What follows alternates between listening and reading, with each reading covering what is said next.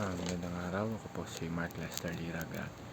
Ito po ang aking daily devotion ngayong November 29. Ano ang tunay na kahulugan ng Zion? Zion Part 2 na tatalakay po ni Pastor Russell Ocampo sa 365 Daily Devotion. Alam nyo, kahapon tinalakay natin kung ano ang general idea ng Zion, na hindi lang siya basta lugar, hindi lang basta city, kundi siyang representation ng presensya at plano ng Diyos para sa kanyang mga tao.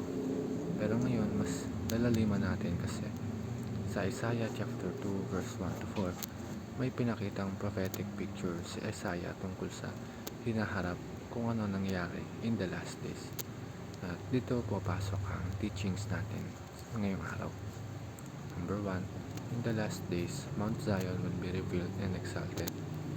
Kung babasahin natin ang Isaiah chapter 2, makikita natin na the mountain of the Lord's temple will be established as the highest of the mountains.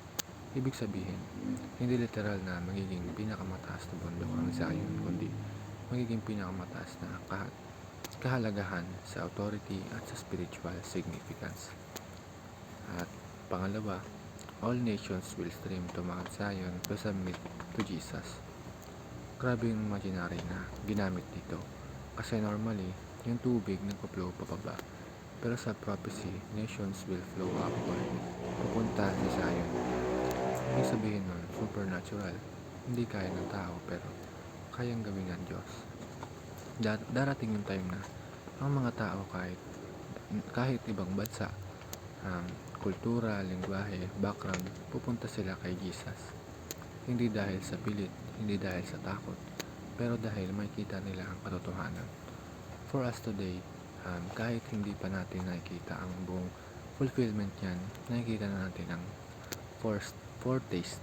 Kasi every time na may taong bumabalik kay Lord, every time na may tumatanggap kay Jesus, every time na may life na nababago, yun ay patunay na gumagalaw na ang Diyos. And reminder din ito para sa atin. Kung ang nations nga nagsasubmit kay Jesus, tayo pa kaya? Ang last teaching, the law of King Jesus will govern the nations. Sabi pa sa Isaiah chapter 2, the law will go out from Zion, the word of the Lord from Jerusalem.